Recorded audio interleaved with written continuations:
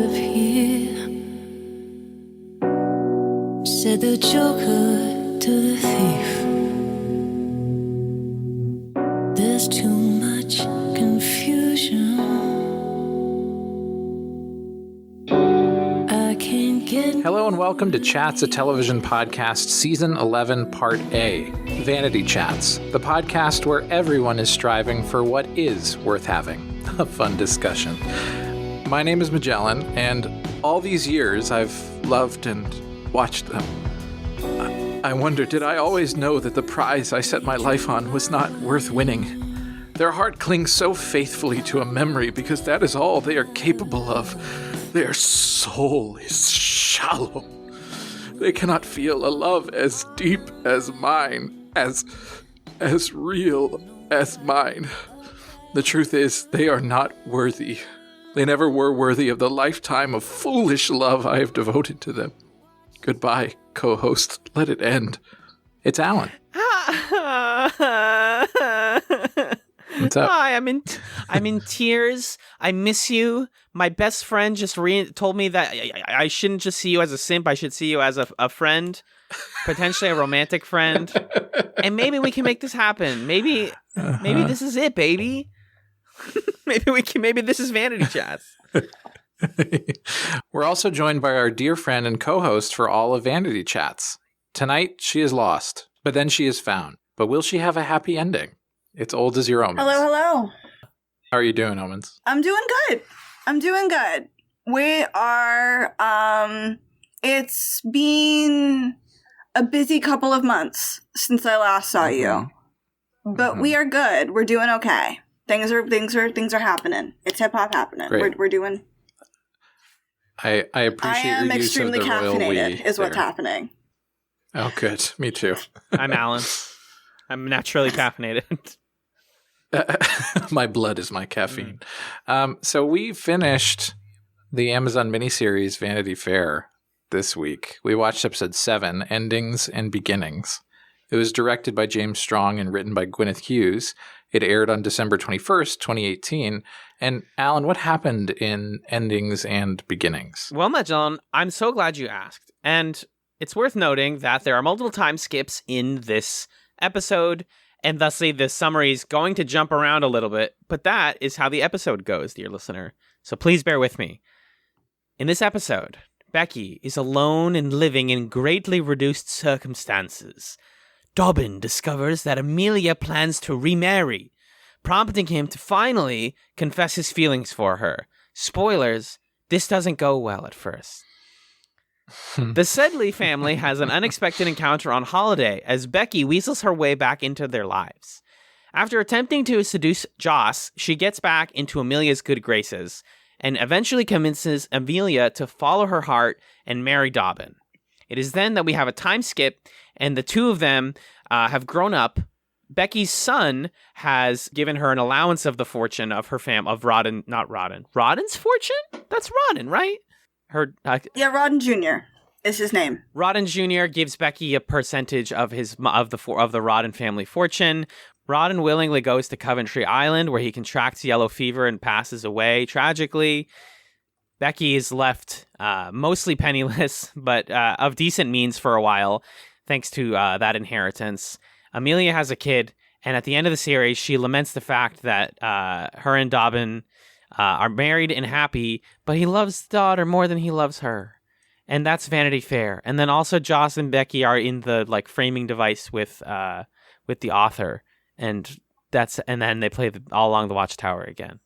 That's the episode, guys. Endings and Beginnings. It's so weird. I've now watched this episode multiple times, and it's not less weird to me, folks. What's going on? Magellan, what did you think of it? Yeah.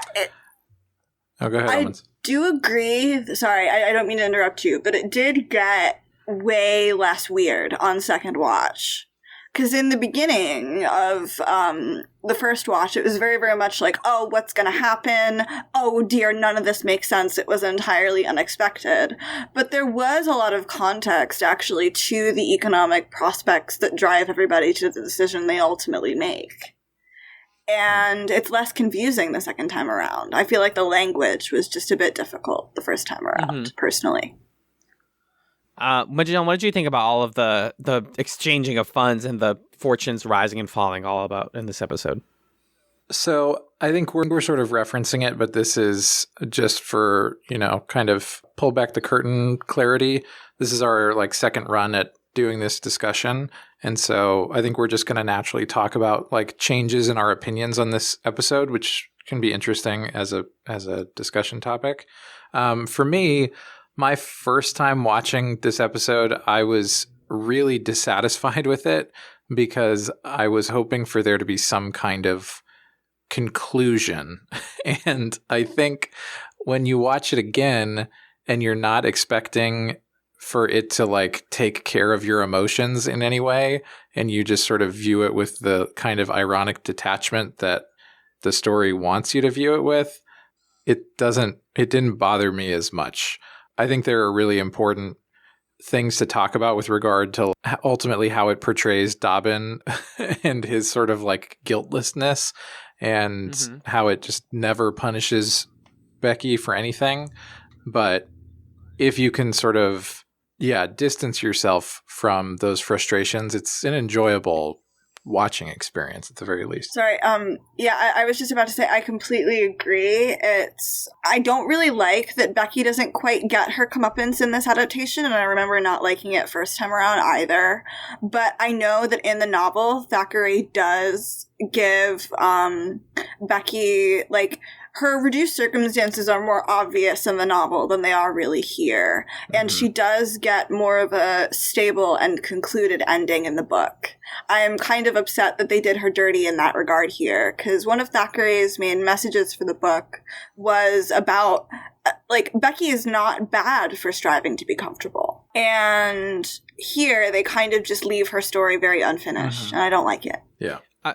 What made the ending work for me this time a little bit better was the fact that if you view this as a story about Amelia and a story about her and Dobbin's romance, this episode wraps up really cleanly and says, well, Becky may have screwed a lot of people over, and we're basically not going to talk about the fact that she lied to Joss and pretended to be poor. We're just going to kind of zoom on past that because it's kind of setting the puzzle pieces in place. Well, she wasn't pretending to be poor. She was in, as Omens is saying, she is in this sort of state of reduced means at this point. I believe that the miniseries doesn't do a good enough job of conveying that fact. I agree with that for sure. It's getting us to the point where she's putting Dobbin and Amelia together. She's smushing the Barbie and Ken doll together and saying, don't you idiots know you love each other? And then they go, I guess we do. And then we cut forward and they're like, and we still do. And that is still an unsatisfying ending to me, especially when I thought that this was a story about Becky. I genuinely still feel like she doesn't get a total ending in this. If her last line is going to be her jumping out of the fourth wall and saying, well, at least we have life insurance, I want that to mean something. You wrote that on a script and had Olivia Cook deliver that. I want something out of it. As Rodden says when he challenges Steen to a duel, I demand satisfaction. Well, and I think an important thing, am I correct in thinking that the part where Becky tells Amelia, you need to talk to Dobbin and reconcile, we'll explain the plot of the episode later, but we're in this discussion right now. The part where Becky says, you need to talk to Dobbin, and Amelia says, oh, I already did. Isn't her saying, oh, I already did, something that was added in this adaptation, or is that in the original story? Omens, you should be able, I think you know. That is very much, and I think an adaptation edition. I don't mean to interrupt you, Alan. I keep interrupting you. But I think that's an adaptation edition. Yeah, so I think why that is significant is because however you feel about it, I think that moment is meant to be a moment of redemption for Becky Sharp's character. She's finally able to do something for somebody else and not for herself. And it just plays so weirdly because the way it works in this one is she's like, every woman needs a husband. Go get that man. And Amelia's like, I already did. And Becky's like, okay, I guess I'm still a piece of shit. And there's nothing that I've done to redeem that. Not that that would have been much of a redemption, but it's interesting how this adaptation really feels like a main priority is giving more agency to Amelia, which I think is a good decision. And Amelia is able to make that choice for herself. That's important. Mhm. But ultimately, yeah, it does sort of take away a beat in Becky's character arc that ultimately just means that she plateaus as a character from the end of the last episode all the way through to the end of the story. Like, I couldn't really tell you what arc she goes on in this episode. She just kind of is terrible to several people, and then the episode ends. Yeah, and the way they handled, like, the moral grayness in this episode, to me, was kind of confusing in the beginning and kind of stayed confusing. I know that Becky, as a character, kind of has a sort of sense of remorse when she sees the servants in the parlor just getting drunk on her champagne. And I feel like she does have a little bit of, like, she tears up there, but it's not, it may or may not be genuine. A lot of Becky's shows of emotion in this episode are just as ingenuine as they've always been. Mm-hmm. And I think part of the point is that, like, bad people deserve decent lives too, but also, like, stop idolizing these heroines, I guess, in combination. But it's done messily here. It's not done well enough to get that message across. The At least not on first. The Thackeray quote at the beginning of this episode is, "Tonight, Becky is lost, and then she is found. But does she have a happy ending?" And dog, I truly can't answer that from just this adaptation. I don't think I do. I mean, I think she kind of has a happy ending. You know, she gets to be with Joss. And according to the summary of the book, I'm going to spoil the end of the novel Vanity Fair, and we can talk about this. I think we did this in our original discussion. Becky, decides that Amelia should marry Dobbin, and she, even though she knows that he dislikes her, Becky shows Amelia George's note, which is saying that, like, he didn't actually love her. Amelia realizes he's not the perfect man and that Dobbin is better. They're married. Becky and Joss stay in Europe. Joss dies, possibly suspiciously, after signing a portion of his money to Becky as life insurance, setting her up with an income. She returns to England and manages a respectable life. And here's the kicker. All of her previous friends refuse to acknowledge her. So Becky has basically permanently burned bridges in the novel. And that's the comeuppance she gets is, well, you get your money and you get your social standing, but you don't get anybody that helped you get there anymore. Mm-hmm. And depending on what your sort of cultural view is of success and wealth, that is as tragic as the sort of ending that we wanted, which was for her to either end up in destitution completely or, like, learn and truly seem like she has self-actualized and improved, which is not what happens in this, I think. Yeah. Yeah. Go ahead, Owens.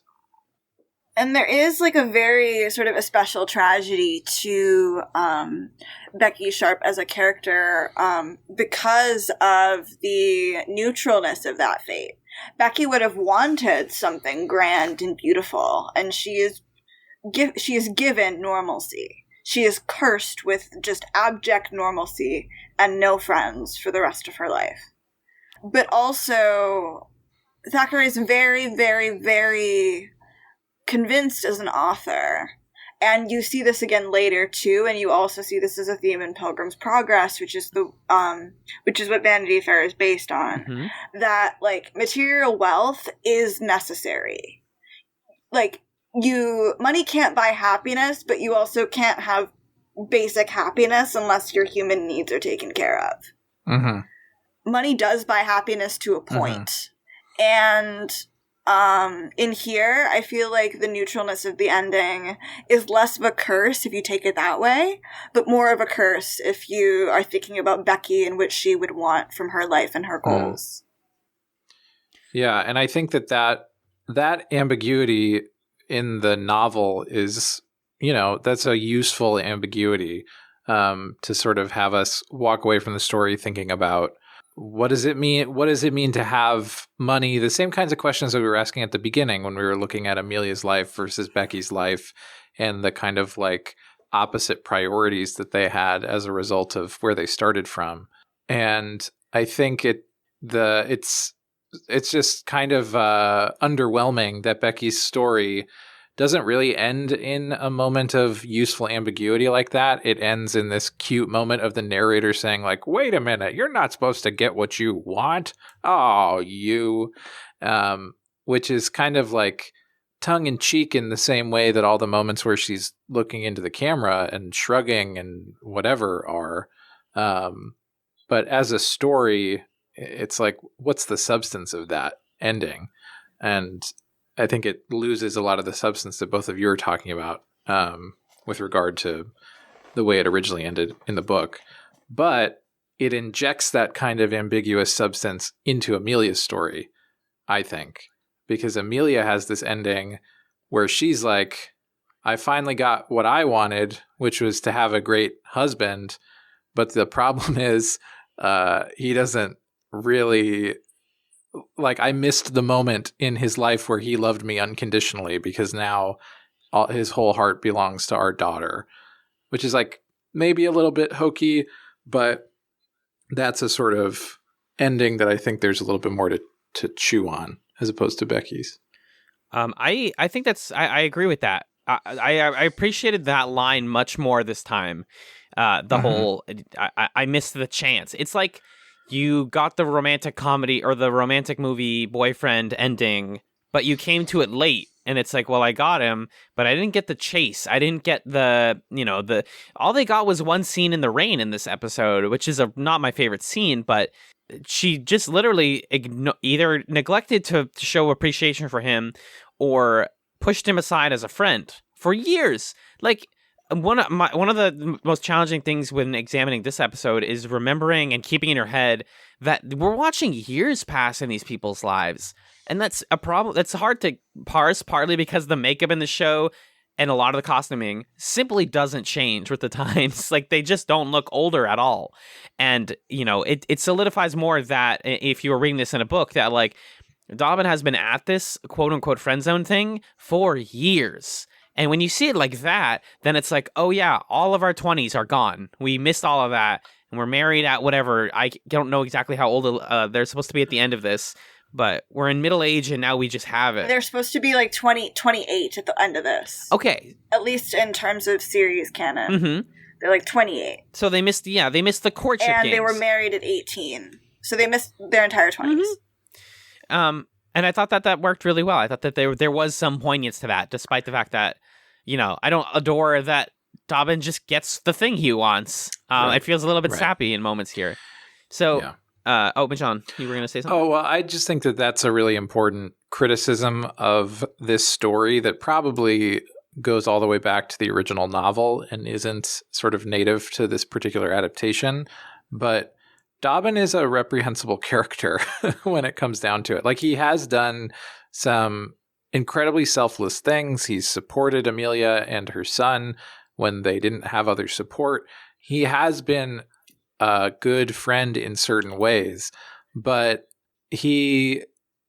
Amelia's right to criticize him when he comes back and he's sort of like, I'm here now. And she says, okay, but why weren't you here earlier? Why didn't you say what you felt and what you meant? And why is it that now you waited around long enough and you earned all the points you're supposed to or whatever, and now you just get to have her? That's not how it works. And it's upsetting that the story ultimately doesn't criticize Dobbin and doesn't criticize that speech that I repeated at the very beginning, where he's basically like, well, you don't even get it. You don't even feel love. As soon as he doesn't get his way in the relationship or can't control it, it becomes her fault. It becomes her fault. He throws a fit and he's incredibly immature. And it's like, where is the moment where this guy gets criticized for acting that way? It doesn't happen. Yeah, it doesn't happen. It does not happen. Omens, what did you think about the stuff here with Dobbin specifically as a character? Do you feel like he got the sort of moment he deserved, or if anything, how would you have done this differently? Okay, so first of all, I do not like the way that Dobbin just absolutely victim blames Amelia in the way that she is processing her grief and the way that she deals with George. Like, if he doesn't want to marry her, he should just accept it. Or if she doesn't want to marry him, he should have just accepted it by now. He is stuck waiting for someone who doesn't even want to give him the time of day. And it's stupid. But, like, for Amelia, she needed those economic prospects. Because if he had just stayed in England and communicated his needs to Amelia and been like, hey, I love you, I can provide a life for you, problem solved. The thing that I can't deal with is that he let her suffer for 13 years. Because he's like, what if she doesn't like me back, though? He has the audacity to tell her, I bought your piano, you know, and she breaks down. She's like, no, please. How embarrassing must that be? As if you're Amelia for a moment, to be like, this guy, when I was like, you know, falling into poverty and my cherished possession was bought by a mysterious man, it turned out to be my friend who just couldn't tell me. And we could have spent years being together. That's the moment that I feel bad for Amelia also. Is it's the sort of toxic relationship thing of, I spend money on you, why don't you like me? And it's like, dog, because you did it like you did it behind my back. It doesn't work like that. This isn't like you know, you don't earn it that way. If you do something nice, you got to communicate it to get the recognition.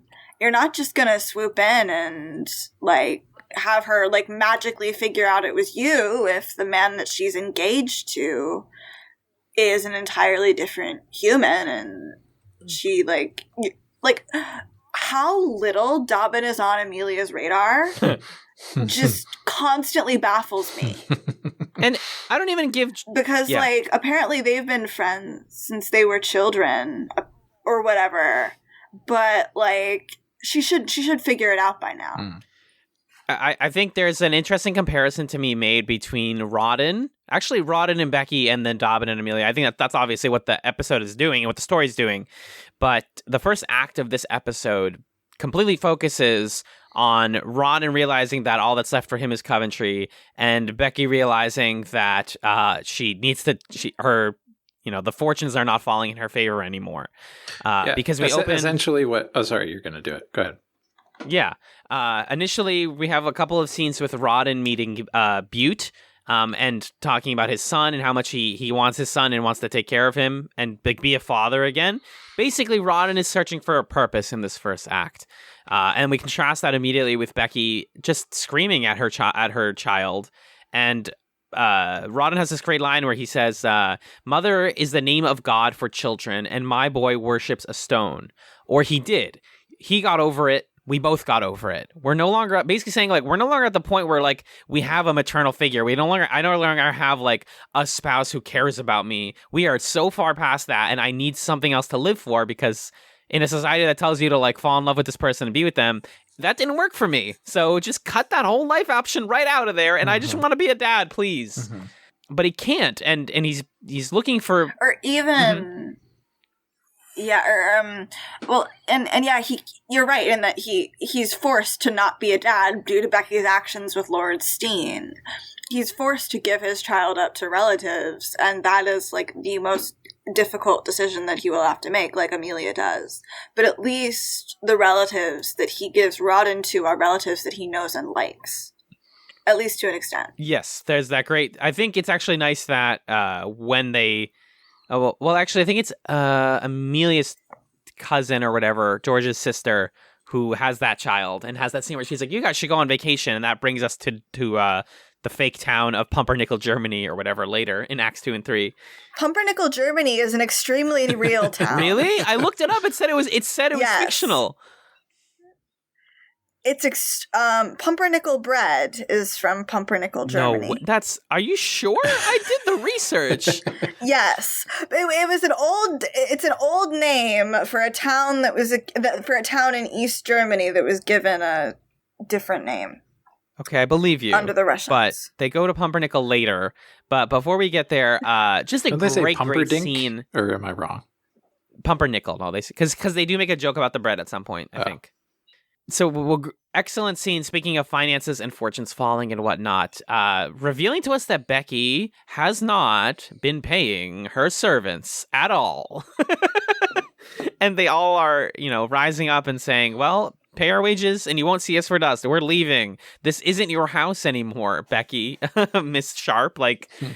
And she's just completely at a loss for words because this is a woman who knows how to control people with money. And when she doesn't have money, she has no control. So she's watching basically all of her societal tools and resources fall from beneath her. And so I just found that scene really, really satisfying because the show has done an okay job of showing what, that servants exist and that we saw Sam early in the series, completely off the map at this point. But, this is important. I'm glad this was in here. I don't know if this is from the book, but shout outs to all the servants serving the, Victorian literature heroines of all of these books and whatnot. Actually, the servants' uprising is actually a historical thing that would happen. Yeah? If they didn't get their wages paid, the way that they would resist would be to go upstairs and start partaking in the larder, because they were the ones that had the keys. And you can see this in a lot of 18th century political cartoons. And in a lot of servants' manuals, or manuals for the women of the house as they became a thing. And even in Mrs. Beeton in the Victorian era in the 1860s, always pay your servants' wages on time, lest they become rebellious. So much less than just being a horrible human being, Becky is a horrible housekeeper, and other people are relying on her income, and she is not just ruining herself. And look at that collective bargaining where everyone's like, all right, well, you don't want to pay us. We don't want to work for you. Done. Bye. This works. It works sometimes. Yes. But, and then getting back to the class stuff and going back to Rodden and his sort of journey barreling towards Coventry, he does go to Steen's Manor, thinking he's going to fight him. He says, I demand satisfaction. And we get a brief shot of Steen in his little castle upstairs, rocking the crisp blue dress shirt under the black jacket, looking like an absolute anime villain or something. And I love that even his servant is told, don't let this guy into our house, don't let him fight us. And he says to Rodden, such as you are insolent, sir, to be crushed beneath his lordship's feet. And he closes the door in his face, and him and Butte are like, all right, I don't get that. I don't get my kid. I don't get my wife. And this is what bums me out. And this is a question I'm going to propose to both of you. So Butte, actually, before I get to my question, Becky begs Butte to bring her husband home. She's completely lying to this guy, being like, oh, I miss him. Martha throws in one more jab, saying that your soul is black with vanity. Finally, somebody calls out our girl Becky. And then Butte has this really great tender moment where he hugs Rodden because he realizes that this is the only person left in his life. They've never had a good relationship, but it's like, well, you got no one else. This is family at least. And my question is, Butte doesn't discourage him from going to Coventry. Not really, at least not in the scene. It's pretty brief. Do you think it's realistic that I think he's a vicar. I'm pretty sure Butte is implied to be, or at least in the religious community. Do you think it would make sense for him to be like, yeah, go serve your country and good luck? Because they should know common sense wise that going to quote unquote going to Coventry, the reason it's called that is because there was an old saying called going to Coventry, which means you're going to go die. So do you think that he knew that? And do you think that he would have said this as a religious person to be like, well, you might as well go die then? Or is that unrealistic? Rodden is disgraced. Rodden is a disgraced member of the family. Becky has ruined his honor. He will never get that back. He is like Prince Zuko, essentially, calling back to season 3. And so Rodden is going to Coventry Island, and Butte is not discouraging him because Rodden is then out of Butte's hair and out of society, and no one's going to be talking about him anymore.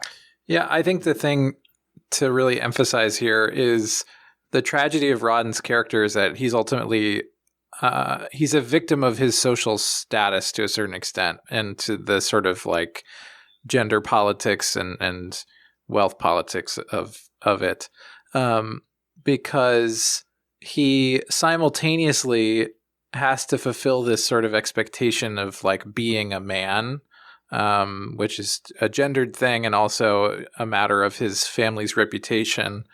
And at the same time, he is of a lower socioeconomic status than Lord Steen. And so Lord Steen is able to manipulate that and use that against him because Steen is the one who has him assigned to essentially this like suicide position to get rid of him and to avoid having to have any sort of later kerfuffles with Rawdon. And Rawdon has to take it because it's his only path to having any sort of respectability restored to his name at all. It's the only path he has to be a man in the eyes of his station, his society in any way. And so Butte gives him this look of like, you really going to go? But doesn't stop him because he knows that like there's no other way for Rawdon to have his honor and die with that than to sort of walk into this death sentence with his chin held high. And so that's what he does, and he dies, ultimately. It's a beautiful scene, too, where the music swells, and, he hugs Butte and goes there. And then we cut to him later after, I think it's after the 4-year time skip. And he contracts, as expected, yellow fever and dies there. But the true tragedy of it is not that he got sick and died, and not that he knew he was going to, but that he sees Becky in his dying moments and calls for her through the curtains. And we cut to her, and Homegirl just is not thinking about him. And it's so sad. Like, I was listening back to our old episodes, and I still believe that there has been love between the two of them at some point in their lives, like genuinely. And maybe that fell away. Maybe I'm wrong. Maybe I was a bit too optimistic about that. But that moment truly felt like they were saying, yeah, she just didn't care. She was looking at fabrics. This guy's dying over here, and she's looking at fabrics. It's like that scene from Joker. But again, a time skip does happen. We jump ahead 4 years, and we start in India, where Joss and Miss O'Dowd and Dobbin are there. Joss is announcing something. I love the comedy here where he says, my sister, and then Miss O'Dowd, the queen herself, is like, dead? And he's like, no, to be married. Don't be weird. And this is another scene where it feels like they just pumped the gas too hard to get us to the next big scene. Because she's like, oh, Dobbin, I know you love Amelia. And he's like, damn, you do know that, Miss O'Dowd. He says, like, mother of all of the soldiers, you do know me better than I know me. And I needed someone to tell me that. And she's like, you big idiot, go over there and stop the wedding. And it's like, it feels like I'm watching fucking, not Almost Famous, that's a good movie. What's the Christmas movie about all the loving people? Love Actually. It feels like I'm watching Love Actually, where it's like, I'm going to chase you through the airport and then tell you I love you. It's goofy to get us there. That for Miss O'Dowd to be like, come on, dude, you got to do it. And he says, all right, I guess I will do it. Like, I thought that was silly. What about y'all? It was silly, but it was very Austin-y. Yeah, and we just need to remember that this book is a satire. Yeah, I think the as a satire, getting us there makes a little bit more sense. I have like neglected to think about that a couple times. But it's just like, it's ridiculous. And it honestly makes me want a sincere version of this that doesn't rush us to like, and everything's fine. It like, I want to see these moments happen a little bit more. Weirdly, my biggest criticism of Vanity Fair, the miniseries, is it's too mini. Like maybe we would do better with more like learning about who these characters are. But I feel like we say that a lot. We've been saying that a lot on season 11, Magellan. Yeah. But worth bringing up. But anyways, back at home, now that we're several years later, Amelia's mother, Louisa, has died. She visits the grave with her dad, and they're talking about fortunes and family. And then Dobbin and Joss arrive. And just throwaway lines. Speaking of, like, time is going by so fast in this series, they're like, oh, man, that was a crazy 5 months. I forgot that travel takes really long. They were gone for 5. They were doing this for 5. How many times in those 5 months can you imagine that he was like, oh, this is probably a bad idea? Like, what if I messed up? Because if he was like, I'll go, and turns around and did it in 5 minutes, it's easy. But 5 months to sit on a boat and stew on your words. Every day for 5 months. Yeah, because what do you expect is going to be true when you get there? You heard that she's getting married, and so you're like, all right, I'll go stop the wedding that will have happened 4 months prior by the time I arrive. It's like, what's the plan, bud? There is no plan. I mean, usually when this is the reason they plan weddings in advance. And so that all the in old this time boyfriends and period, lovers they would can be come planned even interrupt more it. advanced. Yeah, because speak now or forever hold your peace is still a thing Right. for a reason. For 4 months. Of course, elopement, but True. like, True. they're not going to do that. Dobbin's actually really happy that Amelia still plays this piano, and when he reveals that he bought it, she's like, but you can't just do that for me. You have to tell me that, because I didn't know about you this whole time. She says, George is my husband, here and in heaven forever. Cut to 5 minutes later. It just feels like, again, she just is like changing her mind really fast because we're jumping forward really quickly. This part does feel a bit satire though, because the rain, when they're talking and having this like romantic drama scene, it's pretty fake. It's pretty much like it is now raining and time for us to yell about our emotions. But I still enjoyed the effect of that, because then they're like, summer in England or whatever, and he's like, I do love it more than anything else because you're here. Anyways, so Dobbin attempts to propose to Amelia, and then she's just like, I guess you can stay because we're still family friends, and you did travel for months to come here. And then he goes to Lord Osborne's house, and he's like, hey, Osborne, I've been paying some of your bills. And Lord Osborne, the absolute king, one of his last words in the series, Dobbin's talking about Amelia and whatnot, and he goes, there are other women, man. I love that line so much. He just takes a big swig and looks at him. He's like, oh, man, buddy, you got it bad. Try a dating app. Try like one dating app. Maybe put an ad in the paper. Put an ad in the Times of London. Yeah, you'll meet. Hot 32-year-old Johnny Flynn seeks Claudia Jessie-esque human. Yeah, needs perfect eyebrows. To date. And so Osborne reacts to this, and then we cut to him later, and he just dies. He like drinks and overreacts. He's looking at the fact that he crossed off George's name from his will, and in his sadness, just like Padme herself, he dies of a broken heart. And so we jump to George Jr. And Jane, who's leaving for Bath and leaving Amelia with her child finally. And she says, tear down those dusty curtains, hire some servants, and go on holiday. And I really wanted them to like put on some leis and like get like a boat drink or something. But in in Victorian England, a holiday is Pumpernickel, Germany, which looks the same, but everyone speaks German. And so we have the whole gang. They had like one street. Yeah, they have one street. Exactly. Well, yeah, they might have honestly used the same. They might have actually used the same set, to be honest with you. But Joss continues to be queer coded as hell and spends this whole scene being like, ooh, waistcoats. Oh my God, waistcoats galore, man. And his dad is like, I got to go take care of my son. So that's like Joss's last moments here.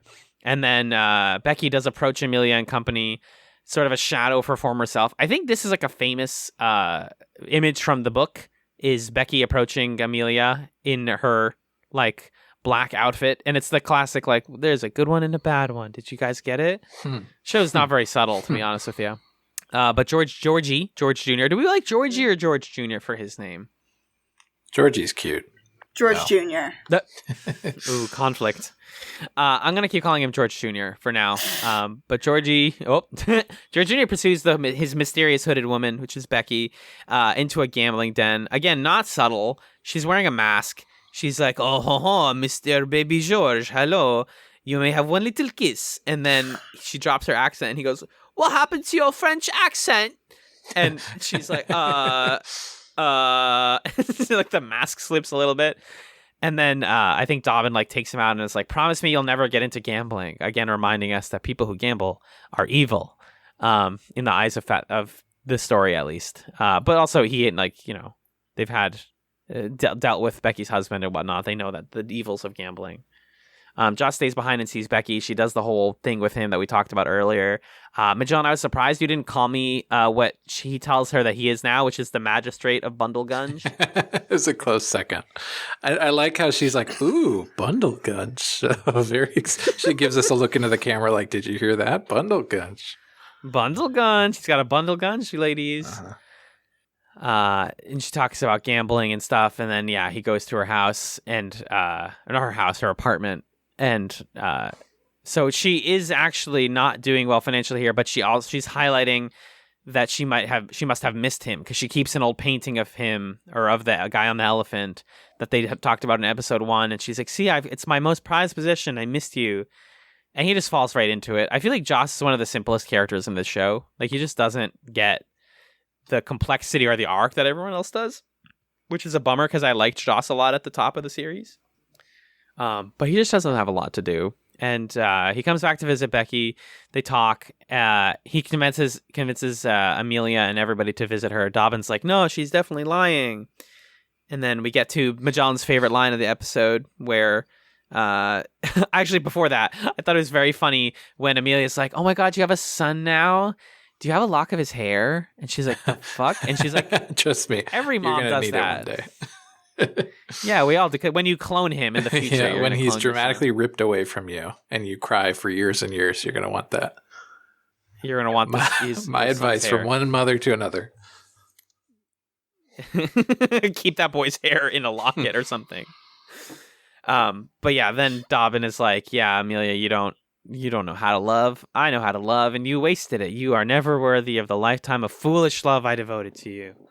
Again, 5 minutes later, they're going to get married. Like some of the dramatic irony of this episode is lost when you know where it's going to go. You're like, yeah, good luck, guys. There's some really great music here. And then, Rodden dies, sad, calls for his wife who doesn't love him. And then I was looking into Coventry Island trying to see if it was a real place. Again, it's just based on a saying, nothing special there. And then this is where Vanity Fair goes from like a pretty grounded, dramatic, romantic comedy series, whatever, into like Goofyville. We jump a little bit further. Becky's son is again the heir of the Rodden fortune, and it's like this narration from this like 8-year-old who's like, Good afternoon, mother. I am young Rodden, and I have the fortune, and I will leave you $100 a year forever, and that's all you get. Don't ever talk. Don't at me. I'm blocking you on Twitter, and you can't follow my Insta, but definitely check out my TikTok, and here's my Fortnite dances. Peace. Wonderful. Although he is like 13 at this point. Okay, he's a teen.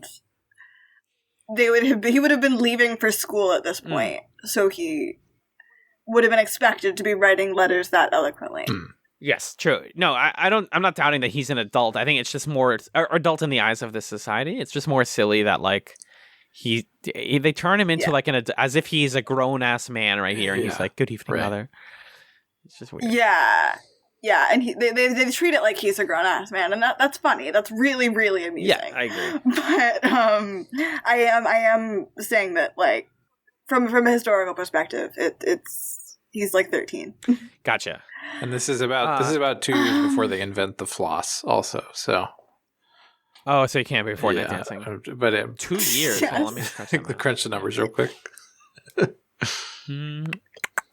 Yeah, that's right. Like they would be doing like Sir Roger de Coverley or something along those lines. That's my preferred dance in Fortnite. Which is actually an awesome dance, but Becky and Amelia here have a scene that reminds me of when Magellan and I talk about girls, which is that she's like she's like, Amelia, why are you so stupid? And then Amelia's like, what do you mean? She's like, you know that Dobbin loves you and that your husband, your dead husband hated you, right? She's like, no, yeah, I did know that. She's like, why did you deny yourself happiness for so long, babe? And she's like, I don't know. I just don't know what I want in life. And she's like, go marry your babe. Go write him a letter. And then she goes, I already did, babe. And Al, is this you admitting that you have big Amelia energy? Is that what you're saying? Maybe. Perhaps. I do work hard on my eyebrows, man. I did think it was funny that she was like, I already wrote him. It's kind of the all call now of this episode where she's like, I already called. And then Becky calls her a shameless forward hussy. She's like, you're as bad as me. And I'm sitting watching the episode saying, no, she's not. No, she's not. Not even close, dog. That's fine, actually, to do. We fully enter the realm of fantasy here. Not fantasy. I just thought this was so goofy. This last 15 minutes here. George Jr. and Amelia await Dobbin's ship in the middle of the night. And Becky walks away all happy. And then George is like, what if he doesn't come? And then Amelia's like, then it shall be no more than I deserve. And it's like, what is this? Why is she now like regretting I guess she's regretting decisions still. It's just very weird. And then the weirdest scene of the episode, the final like dramatic sting, lit like it's an Instagram filter. Dobbin and Amelia have had their kid, and he's like dancing in the field with the kid, and she's sitting with I believe it's Briggs and also Becky, and then Becky's kid is like doing archery with Dobbin's kid, other kid maybe. And it's just like, it looks weird. It feels like I'm looking at a flashback. And also, what happened to Becky having an arc? What happened? What did you guys forget that Becky has an arc and is supposed to like get so Omens? Do you have any way to parse the scene as a bit more studied on the story? Like, it's not very studied at all, okay. And there's nothing very like it's a slapdash mess essentially. We're introduced to Becky as a character, and then she just isn't given an ending. And I know we talked about this a bit in the beginning, but the way that it kind of reframes the story to be about Dobbin and Amelia doesn't sit well with me, although the Instagram filter is quite pretty and funny. Yeah, it's pretty. The way it's, like, shot is done really well. And, like, the flash forward is cute, but, like, it's not the ending that we need.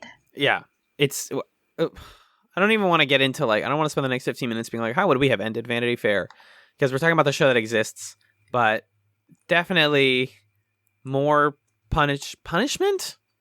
Is it okay? Question now. Now I've opened up a can of worms. Is it the Christian in me that wants to see the bad person get punished, or what? Or is it just the part of me that wants to see that in like stories?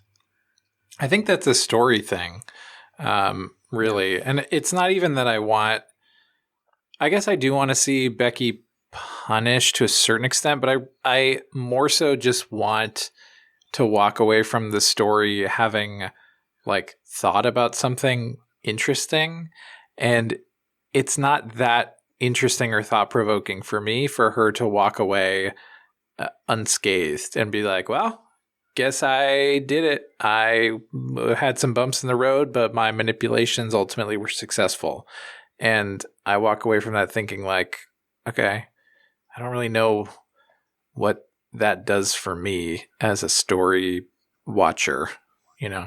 Yeah, 100%. I wonder too. Then, if what do academics think about this book? Where does it fall in the grand history of like British literature? Because to me, it's like, oh, it's a satire that occasionally is very affecting and emotional, kind of like hits the absurd beats really well, and then ends like so clean that it's almost funny. And so then my question is like, was it supposed to be absurd? Is this supposed to be funny and weird? Because we also jump, again, like I said, to the Thackeray framing narrative where Becky and Joss get on the carousel, and he's like, nobody's supposed to enjoy themselves. Nobody's supposed to come out well from my Vanity Fair. And then they just like smile and enjoy the Ferris wheel. And like, what do I want to pull something out of that. Maybe, I know we talked before about how the Ferris wheel is supposed to be the endless carousel of life, of love and romance and tragedy, and how it's going to always repeat itself. But that almost feels a little bit cynical to me. And you can never get off. Mm-hmm. Yeah, you can never get off. He says it so fast, and that's why she's like, it's fine. I do, however, like, well, the weird thing is, Vanity Fair is, like, based around, like, the beautiful town of, like, delights that you can never, ever, ever escape from. And it shows them at the end escaping the bloody carousel. Mm-hmm. And I'm like, you missed the entire point. The entire point is that you can't get off. Mm-hmm. True. And, I feel like that's kind of the way that this adaptation handled the book in itself. Like, you got the plot, you've seen the plot, but you don't get the deeper thematic elements that made this so integral to English literature and to just the Western canon in general. Because it's meant to be a parody. Yeah. It was a popular novel released in installments as a parody. So then, I think... And it just doesn't work. Because what I have found in my brief Googling about this book and the series is discussion and discourse about Becky Sharp as the sort of classic problematic fave character. And Magellan, I was peeking at your notes, and it sounds like you and I both agree that, like, I like Becky, but I don't want her to succeed in a sort of like hate him so much that you have to love them way. I kind of just come out of this disliking her. And so I don't consider her a problematic fave because she's not a fave. Yeah, it's a weird middle ground because it's not so fun to watch her be bad that you can enjoy it in that way. Because I don't know, there's just also characters that are like having normal lives and normal stories right next to her. So I think this adaptation ultimately wants to try to infuse the story with the kind of like, isn't it so fun how chaotic Becky Sharp is? And it's not really. It's kind of sometimes fun, but not all enough. Yeah, like I look back at the moments from this series that I really loved, like Steen coming into their house and Rodden finding out about the money, or Becky at the beginning in the school and like teaching the girls to love French, or teaching the Rodden's like family to manipulating them and whatnot. But that's kind of what Vanity Fair ends up being. It's a game. It's a story about a manipulative person and what would happen to that person in a heightened version of reality, in a parody, like Omens was saying, version of reality. Well, they would get what they want until it kind of screwed them, and then they'd have to learn to be nice, or not. I guess it's complicated, and in that way, I appreciate it. But I didn't get as much out of this as I wanted to ultimately, and maybe that's on me. But I found this challenging in an interesting way. Yeah, to appreciate and to discuss. Yeah, and part of that is definitely on the adaptation. I mean, the literary criticism on that book spills multiple journals. Mm-hmm. Like literally, the amount of literary crit done on Vanity Fair, the amount of analysis done on Vanity Fair is like thousands of pages long. Who knows? But this adaptation, again, is sort of surface level. And it gets the plot, but it misses a lot of what makes the plot resonant. Mm-hmm. And that's difficult, especially when you're analyzing a series like this. And when there's just, like there's so much potential there, but there's not nearly as much to work with as you think there would be. Yeah. Yeah. I want to make a great point. Does anybody have any stray notes about this finale before we call it a close? There are other TV shows, man.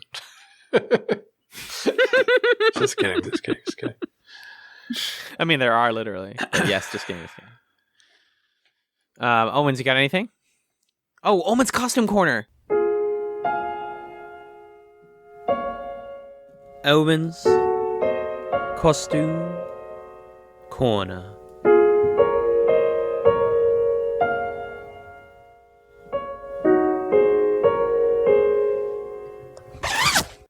No, that's it. Oh yeah, but this is just they re-wore costumes this time around. Yeah. You got your purple police. Mm-hmm. It's my favorite thing in the universe. The cartridge pleating at the back is still the most beautiful thing I've ever seen in my life. I loved the way they costumed some of the extras in this. Like some of the servants, like the caps were A+. But for Becky, it's a lot of re-wearing the same garments as she wore before. And I love them. They're beautifully done. But it got to the point where, like, it was like, oh, I have costume fatigue now. Because no one's buying any more pretty dresses. Right. And there's a lot of, like, mourning outfits in this and religious outfits from, like, Butte and Martha. So it's not exactly the huge highlight for like, top-tier outfit work, but I always appreciate the analysis. No, but the outfit work is obviously stunning. I love the fabrics that they use and I love the way that the fabrics sort of play with the color palette in this series. Amelia's outfits are actually really, really fascinating to me because I noticed that in the rain scene, she's not really wearing black. She's wearing dark blue. True. And usually she'd be wearing like black or gray or violet, but it's part of how Amelia kind of gets dressed by the lighting. The lighting in that room is gray, so you don't really notice. It just looks black. but they would never put her in something like black, like full-on black, because that would just be too harsh for this sort of lighting and setting. Right. So the way that they play with that and the way it's very cohesive is always really fun. That's all I have. It's, like I said, much appreciated. Cool. Well, Medj, I think it's time for us to talk about what we're watching next time. Sure. So you might think that we're done with Vanity Fair. You might think, oh, you said at the beginning that there's other miniseries. I think the Angels of America is next. Shh, stop it. No. Quit it. There's one more episode of Vanity Fair. You're not off this carousel yet, baby. Because it turns out before they made a show, they made a dang movie. It's got Reese Witherspoon in it. It's from like 2000 something. And 2004. Great year. Oh, man. What an awesome year 2004 was. We're going to revisit it by watching that version of Vanity Fair. Are we going to like it more? We know, but you are going to find out. So watch it with us next week. My teaser for next week then is what if Vanity Fair, but make it Bollywood. Yes, that's true. Which I honestly was deeply here for. Yeah. Good pitch. Execution? Question mark. Pitch. Here for. Mm-hmm. Yeah. Pitch A+. Execution, not sure yet. Well, we know, but we don't know yet. Right. All right. Well, I think we can take it to the plug zone, if that's okay with y'all. Yeah. Let's talk about where you can find chats on the internet. Chatspod@gmail.com is our email address if you have questions, comments, or feedback. We're on Twitter @Chatspod. That's ChatZPod in all instances of Chatspod. We have a community-run subreddit. It's reddit.com/r/Chatspod. And as of this release, they are about a third of the way through Avatar: The Last Chatspender, our third podcast season, which I'm re-listening to and really, really liking. I feel like we always talk about when we found our sea legs and whatnot, but Season 3 is very funny, and we're also talking about a good show. So to all those people who say that Chats is only good when you suffer, take that. While taking that, please also consider rating us on your podcast platform of choice, Apple Podcasts. We're on Spotify. Follow us there. Get the word out. And if you'd like to support us financially, we have a Patreon. That's our main source of income from the podcast. It's patreon.com/chatspod. And you get an abundance of bonus content, bonus pods, a patron-only Discord, and more for just $3 a month at patreon.com/chatspod. Magellan, it's time for Chatsums. Let's do it. You know what that means. Tell me what your Chatsum is this week, friend. My Chatsum for this week is a video game that I haven't been playing much recently, but I was playing a lot when we took our first run at this. It's on the Switch. It's also on the computer. It's a roguelike called Dicey Dungeons. And the fun of Dicey Dungeons is that it's a roguelike where there are basically 6 different characters, and each of those 6 characters have 6 different chapters to their story where the rules change, and each of those characters play very differently from one another. The runs are pretty short, so if you enjoy dice-based kind of deck buildery type of things, and you like seeing game systems varied and twisted in interesting ways, I think Dicey Dungeons is definitely worth picking up and checking out. I love the art style of Dicey Dungeons, and the little bit I played of it was really, really fun. Yeah. Even as somebody who hasn't been into a roguelite in a while. Old as your Omens, it's Chatsum time. What do you got? I really, really enjoy the C drama The Untamed. My friend got me into it recently, and it is, I'm not sure if it's 40 or 70 episodes, but it's pretty long, one season. And it's about a demonic cultivator who gets reincarnated into the body of a disgraced clan leader in a fantasy version of medieval China. and it's cool as hell. And there are a lot of really awesome gift sets and stuff on Tumblr. And it's just a beautifully, beautifully done series. I'm not usually big into foreign TV, but I'm starting to just try and figure out like how other cultures interpret their own history and legends is always really fascinating. Yeah, The Untamed. It's 50 episodes, by the way. I just double checked. I've watched a little bit of The Untamed, and I really like it. Obviously, I'm a big. I'm gonna just say I'm a big BL fan. This is technically BL. At least the original web version of it was explicitly, and then they got censored to make it homoerotic subtext. But I really love the costuming in this. I've only watched the first episode. I really want to see where it goes. And this recommendation will hopefully push me over and get me to actually watch the rest of it. The Untamed. It's a cool show. Nice. Yeah, it's a really cool show. I'm Alan, and I have a chatsum for y'all. A simple chatsum. Okay. It's a YouTube channel that was recommended to me by my coworker. It's called Like Stories of Old. And, you know, we talk a lot about vloggers. I've talked about VTubers before, music videos and stuff. We have a broad spectrum of things we like on YouTube. Video essays are big for both Magellan and I, though. And Like Stories of Old, a single gentleman, I believe, and he talks about movies, but specifically focuses on the philosophy discussion with films. He's done a lot about like movies from the last 20 years, like Interstellar and like Shawshank Redemption, which now that I'm thinking about it is more than 20 years ago. And my favorite video of his, the one that got me into it, was about Stoicism in the film Gladiator, which I haven't even seen, but you just got to check it out because he has this way of like editing quiet scenes from movies under his narration in a way that's really like artistically well done.